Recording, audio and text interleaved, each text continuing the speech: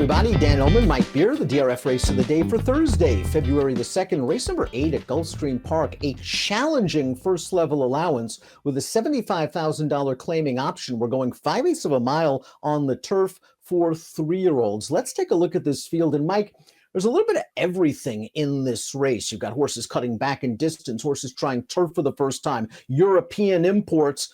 It should be a fun race. And again, fans, remember to scan the QR code for Race of the Day access on mobile. Yeah, it does look like a pretty interesting race. And I think there's some talent in here. A bunch of lightly raced horses, but most of them have already run pretty well on the racetrack. And it feels like there's still a lot of upside.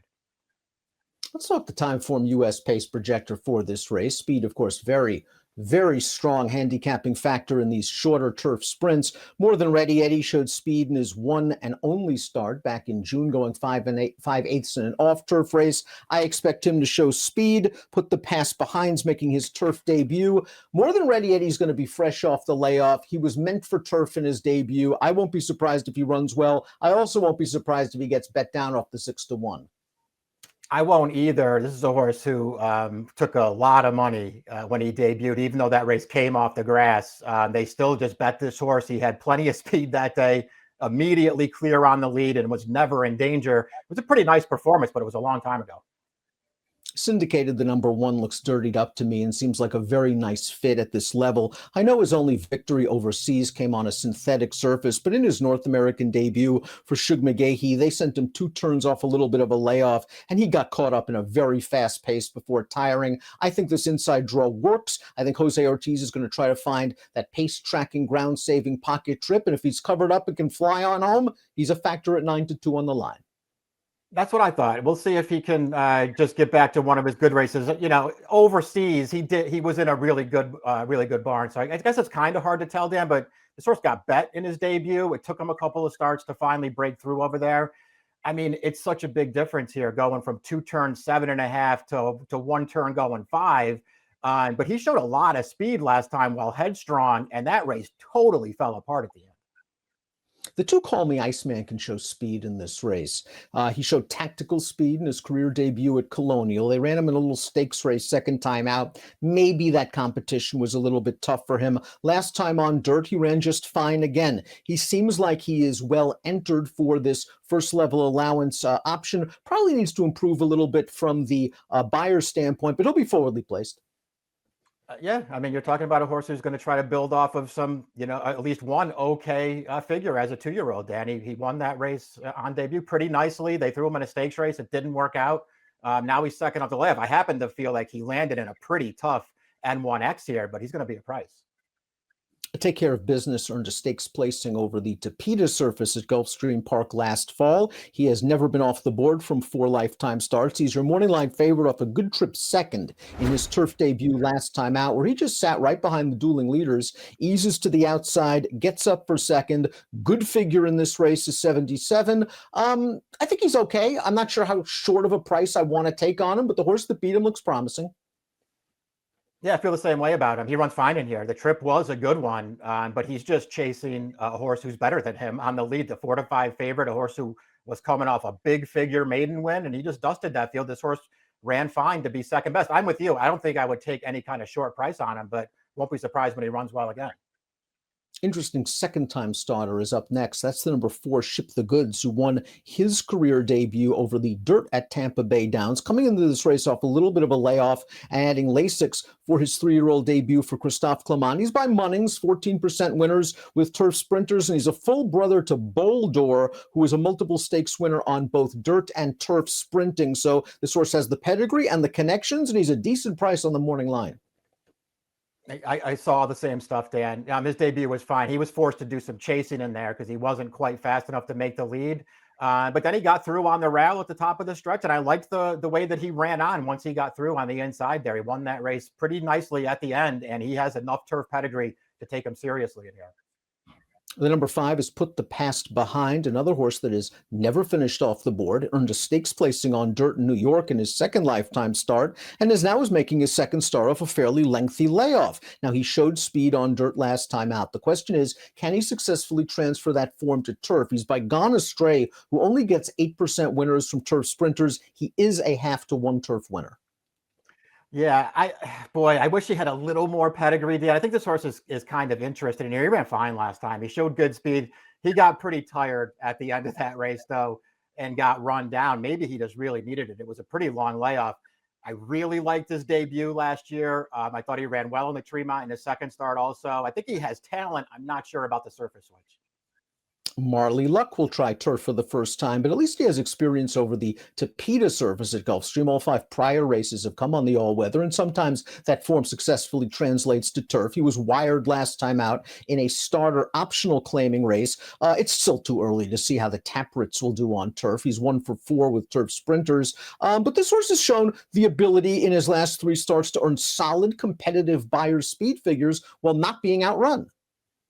Yeah, that's true. It feels like he's earning those figures against weaker competition. And again, he's going to make the surface switch here in a pretty tough spot.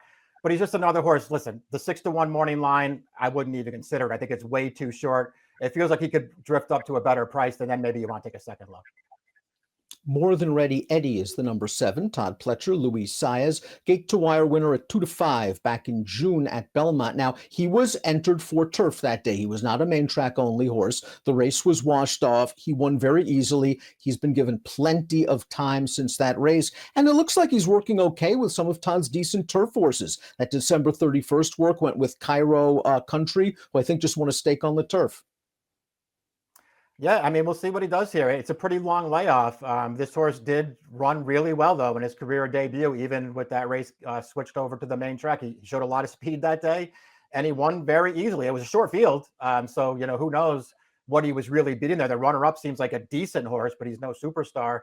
I don't know. I think he's dangerous in here, Dan. We'll see. I'm with you. I think he's going to get bet down off the morning line, but he can win. His speed is dangerous. He has a lot of upside. He's by a rock-solid stallion and More Than Ready. 13% winners with turf sprinters. He is a full brother to one turf winner, and that Cairo consort did win a stake after that workout. The 8 is Dr. Oseran. We're going to watch this horse's second lifetime start. He's trained by Christophe Clement, and he was returning off of a lengthy layoff in here in a race washed off the turf onto the Tapeta. He showed good speed, and as the favorite, Clement had him ready. He is game to win, and now he gets Lasix. Yeah, they had to use him a little bit early in this race just to secure the rail up there with the pace. So he went on with it. He's holding on to the wire here, Dan. He doesn't get away from these horses, but he was never in real danger either. I thought he ran pretty well off the layoff. His debut last summer on the turf at Belmont, he ran well that day. He bumped into a super sharp debut winner, and all he could do was chase that horse. But this horse ran on very well in his own right down to the wire in that race. Rock and Roller took a little bit of a step forward in his turf debut. He finished 3rd behind Take Care of Business in the video we showed you. He'll get Lasix for the first time. For Eddie Plisa, at this price, if you believe that last Beyer speed figure, he's not far off some of the top contenders in this race. And if this pace heats up, he might come running late for an excellent turf rider in Junior Alvarado. Yeah, exactly. I mean, he was a little bit off the pace last time. He wasn't that far away, but he was never going to catch that winner. We already took a look at that replay. He almost got up for second in that race, though, Dan. I thought all in all, he ran on pretty well through the stretch, and he's going to be a price in you.